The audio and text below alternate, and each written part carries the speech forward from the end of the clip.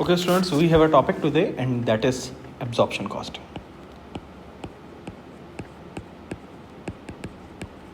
यार absorption costing बहुत simple है, इससे इजी कुछ नहीं हो सकता जी। absorption costing क्या होती है जी? सबसे पहले तो बेटे आपको पता होना चाहिए कि जो आपका ऑब्जेक्टिव है वो अभी भी सेम है, और वो है आपने 1 यूनिट कॉस्ट कैलकुलेट करनी है। हमारा ऑब्जेक्टिव सेम है, दैट इज़ हमने 1 यूनिट की कॉस्ट कैलकुलेट करनी है, पर यूनिट कॉस्ट या 1 यूनिट कॉस्ट। एब्जॉर्प्शन कॉस्टिंग में पर यूनिट कॉस्ट क्या होती है, ये है असल आज का हमारा ऑब्जेक्टिव। हम मार्जिनल कॉस्टिंग कर चुके हैं, आपको अच्छे से पता है। मार्जिनल कॉस्टिंग वाले कहते हैं जो पर यूनिट कॉस्ट है वो सिर्फ़ और सिर्फ कौन सी कॉस्ट है? Variable cost. फिर उन्हें इससे फ़र्क नहीं पड़ता कि वो कॉस्ट साहिवाल के नाम से या डायरेक्ट मटेरियल के नाम से या पत्तों के नाम से, इस्लामाबाद के नाम से या बूरेवाला के नाम से या सरगोदा के नाम से। वो कहते हैं यार अगर पर यूनिट अगर वेरिएबल है तो यस, पार्ट ऑफ पर यूनिट कॉस्ट। लेकिन बेटे एब्जॉर्प्शन कॉस्टिंग वाले जो कॉस्ट को क्लासिफाई करते हैं, कॉस्ट क्लासिफिकेशन करते हैं, वो कॉस्ट क्लासिफिकेशन करते हैं according to uses of cost. Marginal cost वाले क्लासिफिकेशन करते हैं according to nature of cost. मतलब मेरी स्कूल में जो सैलरी है वो फिक्स्ड है, सो सैलरी की नेचर है कि वो फिक्स्ड है, रेंट की नेचर है कि वो फिक्स्ड है। लेकिन एब्जॉर्प्शन कॉस्टिंग वाले कहते हैं कि there are 2 types of cost, और वो कॉस्ट की नेचर पे डिपेंड नहीं कर रहा, वो कॉस्ट की यूजेज पे डिपेंड कर रहा है। Some cost are incurred in factory, तो वो कहते हैं some cost are production related and some cost are non production related.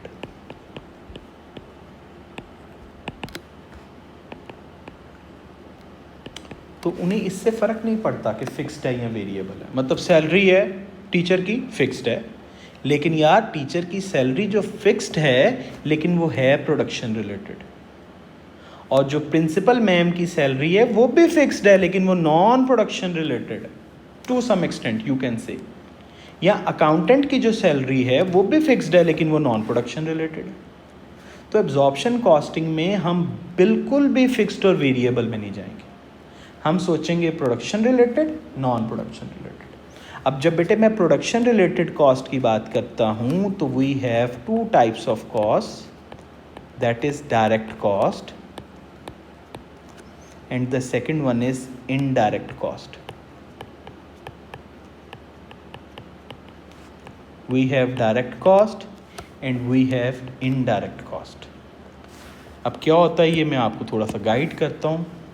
सबसे पहले तो बेटे इस चीज़ को आपने अंडरस्टैंड करना है कि डायरेक्ट कॉस्ट क्या होती है और इनडायरेक्ट कॉस्ट क्या होती है। इकोनॉमिक्स और बिजनेस वाले हमारी अकाउंटिंग की डायरेक्ट और इनडायरेक्ट कॉस्ट को अप्लाई करते हुए बोलते हैं कि डायरेक्ट कॉस्ट वो कॉस्ट है जिसके बगैर production can not be possible, production can not be possible. But this is not the real definition of direct cost. लेकिन वो उन्होंने अप्लाई किया है, वो कहते हैं वो कॉस्ट जिसके बगैर प्रोडक्शन पॉसिबल नहीं है, that is direct cost. For example, अगर आपका स्कूल है एक और उस स्कूल की बिल्डिंग के अंदर 17 क्लासरूम्स हैं। We have a school with 17 classrooms.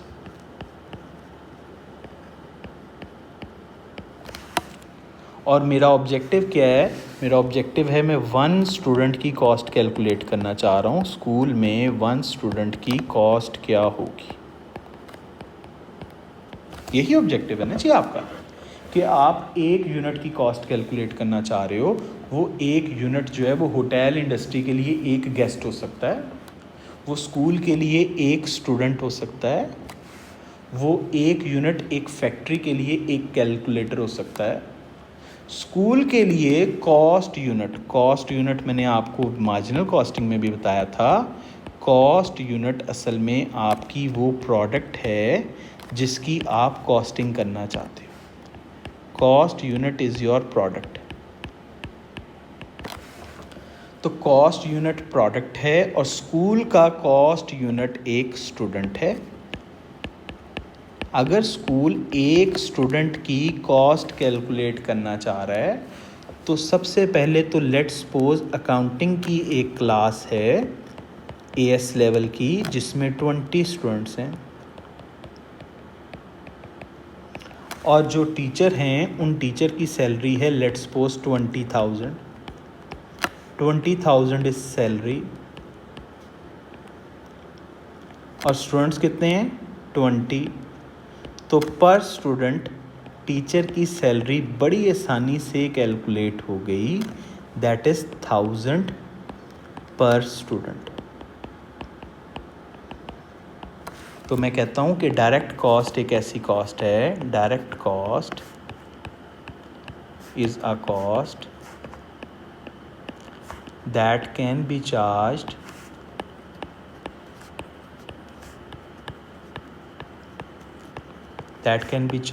to cost unit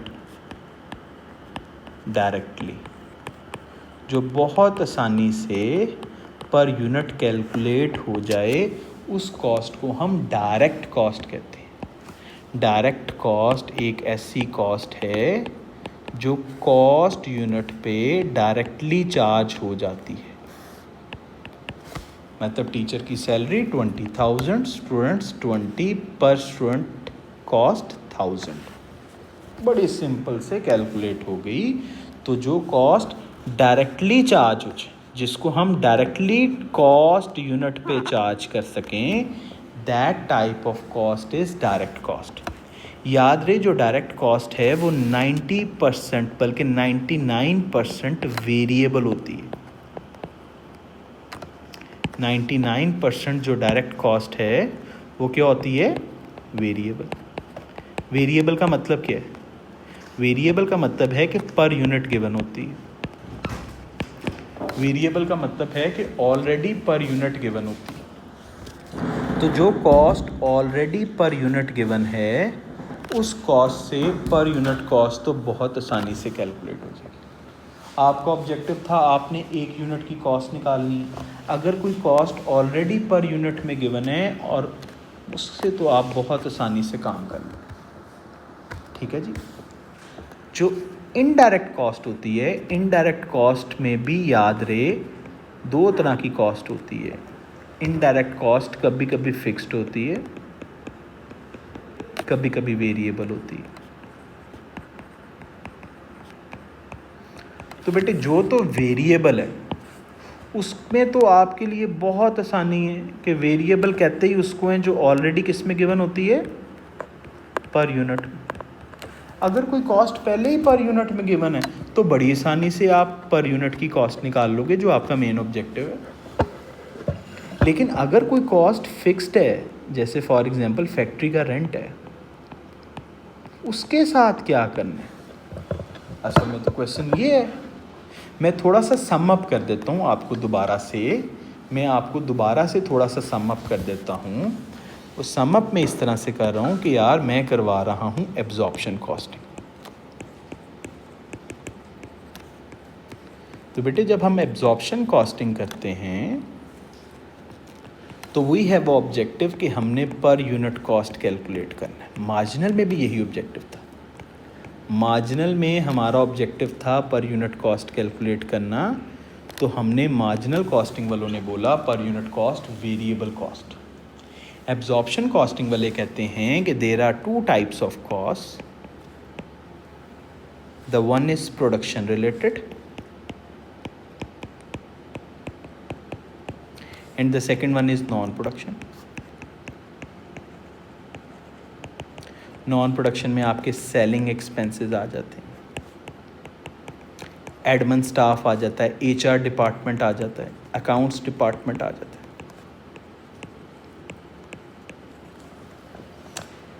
absorption costing वाले कहते हैं कि जो हमने पर यूनिट कॉस्ट लेनी है वो प्रोडक्शन रिलेटेड कॉस्ट होगी।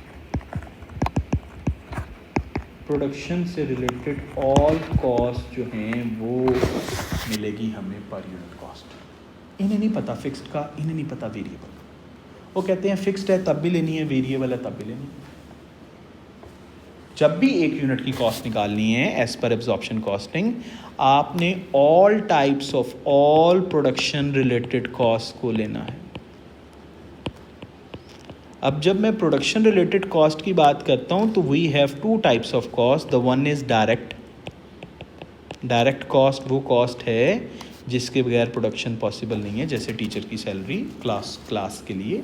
और इनडायरेक्ट वो कॉस्ट है जिसके बगैर भी प्रोडक्शन हो जाती है, जैसे प्रिंसिपल साहिबा की सैलरी, अगर वो नहीं भी आएंगी तो हम क्लास कंडक्ट कर लेंगे। So direct cost, indirect cost. मैं फिर आपको बता रहा था कि हम इसको डायरेक्ट कॉस्ट क्यों बोलते हैं। हम इसलिए इसको डायरेक्ट कॉस्ट बोलते हैं कि ये डायरेक्टली प्रोडक्ट को चार्ज हो जाती है। टीचर की सैलरी 20,000, क्लास के स्टूडेंट्स 20, पर यूनिट कॉस्ट आ गई 1000। मैंने यही आपको बताया है कि जो स्टूडेंट है, स्टूडेंट वो किसी स्कूल के लिए कॉस्ट यूनिट है, कॉस्ट यूनिट प्रोडक्ट है। प्रोडक्ट एक cost unit is a unit जो रिस्पॉन्सिबल है कॉस्ट की वजह से। मतलब कैलकुलेटर, जिस तरह फैक्ट्री के लिए कैलकुलेटर, फ्रिज या एसी एक कॉस्ट यूनिट है, इसी तरह स्कूल के लिए नंबर ऑफ स्टूडेंट्स या एक स्टूडेंट एक कॉस्ट यूनिट है। स्कूल देखना चाहता है कि एक बच्चे की वजह से उनकी क्या कॉस्ट आती है। तो एक तो टीचर की सैलरी थी जो बहुत आसानी से चार्ज होगी। और बेटे यही मैं आपको बता रहा हूँ कि डायरेक्ट कॉस्ट नॉर्मली होती ही वेरिएबल है। वेरिएबल का मतलब क्या है कि ये पहले ही पर यूनिट होती है। तो अगर तो ये पहले ही पर यूनिट है तो मैं इसको ए बोल देता हूं, तो हमारे पास एक वैल्यू तो आ गई, दैट इज डायरेक्ट कॉस्ट। अब मसला आ गया इनडायरेक्ट कॉस्ट का। इनडायरेक्ट कॉस्ट भी प्रोडक्शन रिलेटेड होती है, जैसे फैक्ट्री का रेंट। फैक्ट्री का रेंट बोलोगे तो इनडायरेक्ट कॉस्ट, इनडायरेक्ट कॉस्ट। लेकिन अगर दुकान का, शॉप का रेंट बोलोगे तो नॉन प्रोडक्शन रिलेटेड है। शॉप पे प्रोडक्शन नहीं होती। बाटा की फैक्ट्री का रेंट प्रोडक्शन रिलेटेड, बाटा की शॉप का रेंट नॉन प्रोडक्शन रिलेटेड। अब इनडायरेक्ट कॉस्ट में भी एक कॉस्ट क्या है, वेरिएबल। तो इसके साथ भी फिर आसानी है कि ये किस तरह गिवन होगी, पर यूनिट। इसको हम बी ले लेते हैं, तो एक और वैल्यू आ गई। और अगर इनडायरेक्ट कॉस्ट यानी कि फैक्ट्री का रेंट है और वो फिक्स्ड है, तो उसके साथ क्या करना है, यहाँ पे मैं अभी थोड़ी देर पहले आपको समझा रहा था कि यार फिक्स्ड कॉस्ट के साथ क्या करना है। लेकिन फिक्स्ड कॉस्ट पे जाने से पहले मैं आपको थोड़ा सा इनडायरेक्ट कॉस्ट के बारे में और बेहतर गाइड कर दूँ। और यार ये बहुत इंपॉर्टेंट लेक्चर है, मेरा दिल करता है मैं इसको इतनी डिटेल में और करवाऊँ कि एब्जॉर्प्शन कॉस्टिंग यहीं पे ख़त्म हो जाए, ज़्यादा सोचना ही ना पड़े। अब मुझे ये बताओ, अब मैं बताने लगा हूँ कि हम इसको इनडायरेक्ट कॉस्ट ही क्यों कहते हैं, क्यों रेंट को, फैक्ट्री के रेंट को हम इनडायरेक्ट कहते हैं। अब मैंने आपसे एग्जांपल ली थी कि स्कूल की एक बिल्डिंग है जिसके अंदर 17 क्लासरूम्स हैं, और लेट्स सपोज हमारा जो रेंट है वो 17,000 है। तो 17,000 रेंट को मैं डिवाइड करूंगा 17 से, तो सबसे पहले पर क्लास रेंट आया। रेंट पर क्लास, पर स्टूडेंट नहीं आया। फिर अब एक ही क्लास में लेट्स सपोज 5 क्लासेस होती हैं, एक अकाउंटिंग की, एक इकोनॉमिक्स की, एक बिजनेस की, एक सोशोलॉजी की, एक साइकोलॉजी की। तो फिर मेरे पास आ गया $200 पर अकाउंटिंग क्लास। अकाउंटिंग के आर का मैं इसको कह सकता हूँ पर आवर। अब मैं देखूंगा कितने अकाउंटिंग के बच्चे पढ़ रहे हैं, तो पता चलता है जी 20 स्टूडेंट्स हैं। तो अब मेरे पास पर स्टूडेंट रेंट आया 10। तो वो कॉस्ट जो डायरेक्टली प्रोडक्ट को चार्ज नहीं होती, जिसके लिए हमें एफर्ट करके पर यूनिट निकालना पड़ता है, ऐसी कॉस्ट को हम बोलते हैं इनडायरेक्ट कॉस्ट। इनडायरेक्ट कॉस्ट पहले क्लासरूम को चार्ज होती है, फिर क्लासरूम को चार्ज होने के बाद फिर पर स्टूडेंट कॉस्ट निकलती। तो रेंट है फैक्ट्री का, और फैक्ट्री में 6 डिपार्टमेंट्स हैं, तो पहले पर डिपार्टमेंट रेंट आएगा, फिर जिस डिपार्टमेंट ने जितनी प्रोडक्शन की है फिर पर यूनिट रेंट आएगा।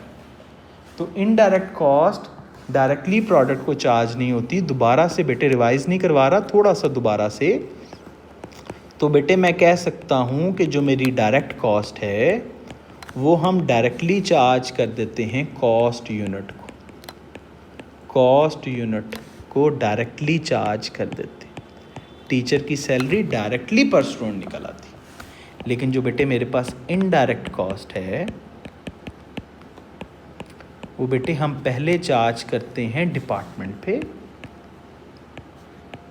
और डिपार्टमेंट को हम बोलते हैं कॉस्ट सेंटर, और फिर कॉस्ट सेंटर से चार्ज करते हैं कॉस्ट यूनिट पे। तो that is why we called it as indirect cost, कि ये डायरेक्टली चार्ज नहीं होती, एफर्ट करके चार्ज होती, और ये डायरेक्टली पर स्टूडेंट चार्ज हो जाती। लेकिन हम तो अभी भी वहीं फंसे हुए हैं, सर आप ये क्या हमें डायरेक्ट इनडायरेक्ट बताने लगे। हम तो अभी भी एब्जॉर्प्शन कॉस्टिंग वाले तो वहीं पे खड़े हैं, वो कहते हैं भाई हमें क्या चाहिए, पर यूनिट कॉस्ट। तो भाई पर यूनिट कॉस्ट एब्जॉर्प्शन कॉस्टिंग में क्या होगी, production related all cost, production related all cost.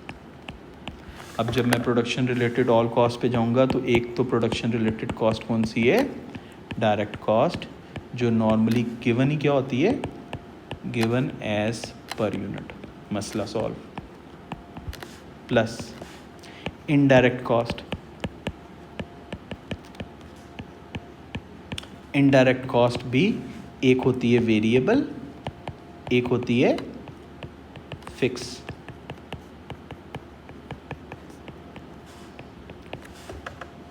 और हैं ये सारी प्रोडक्शन रिलेटेड। मैं HR डिपार्टमेंट की बात नहीं कर रहा, या आप समझ लें मैं मार्केटिंग की बात नहीं कर रहा, मैं एडमिन की बात नहीं कर रहा, मैं फैक्ट्री के खर्चों की बात कर रहा हूँ। जो वेरिएबल है वो भी गिवन होगी एज पर यूनिट। तो बेटे मैं A को प्लस B को यूज़ कर लूँगा। अब प्लस C फिक्स्ड कॉस्ट के साथ क्या करें, तो बेटे जो प्रोडक्शन रिलेटेड फिक्स्ड कॉस्ट है, प्रोडक्शन रिलेटेड फिक्स्ड कॉस्ट है, उसको पर यूनिट में निकालना है। और जो प्रोडक्शन रिलेटेड फिक्स्ड कॉस्ट को हम पर यूनिट में निकालते हैं, हम अकाउंटिंग में उसको रेट बोलते हैं। रेट, हमने प्रोडक्शन रिलेटेड फिक्स्ड कॉस्ट निकालनी है पर यूनिट में, दैट इज़ रेट, और रेट इक्वल्स होता है budgeted overheads divided by budgeted activity level, divided by budgeted activity level। मतलब जो भी production related production fixed overheads हैं, लेट्स सपोज अगर 20,000 के टोटल बजटेड प्रोडक्शन ओवरहेड्स हैं और आप यूनिट्स प्रोड्यूस कर रहे हैं 10,000 यूनिट्स, तो बेटे हम पर यूनिट निकाल लेंगे, दैट इज़ $2। तो अब होगा ये कि हमारे पास ये भी कॉस्ट पर यूनिट में है, फिक्स कॉस्ट पर यूनिट में नहीं होती, लेकिन हम एब्जॉर्प्शन कॉस्टिंग के लिए उसको पर यूनिट निकाल लेंगे। पर यूनिट फिक्स कॉस्ट निकालना is named as rate, rate of fixed production overheads, rate of fixed production overheads, that is हमेशा budgeted overhead divided by budgeted activity level. तो rate equals budgeted overhead divided by budgeted activity level. इससे हमें per unit fixed cost मिल जाएगी। ये वो हमारी value है C, जिसको हम ऐड करेंगे तो हमारे पास per unit cost as per absorption costing आ जाएगी। In simple words absorption costing वाले कहते हैं जो पर यूनिट कॉस्ट है वो डायरेक्ट कॉस्ट होती ही पर यूनिट है, प्लस इनडायरेक्ट कॉस्ट जो given as per unit plus indirect cost अगर वो गिवन है फिक्स्ड, तो आपने क्या करना है, फिर आपने निकालना है रेट जो कि किसके इक्वल है, budgeted overhead divided by budgeted activity level. और ये all A plus B plus C is the per unit cost as per absorption cost. Marginal costing वालों ने सिर्फ वेरिएबल कॉस्ट लेनी थी। अगर मार्जिनल कॉस्टिंग होती तो वो सिर्फ इस वैल्यू को लेते और सिर्फ इस वैल्यू को लेते। तो इसका मतलब है पर यूनिट कैलकुलेशन दोनों मेथड्स की मुख्तलिफ है। मार्जिनल कॉस्टिंग वाले सिर्फ फिक्स वेरिएबल पे चलते हैं, ये चलते हैं all production related cost. All production related cost में जितनी तो वेरिएबल है वो तो बहुत अच्छी बात है, तो जो फिक्स्ड होती है ये उस फिक्स से क्या निकाल लेते हैं, rate which is budgeted overhead divided by budgeted activity level.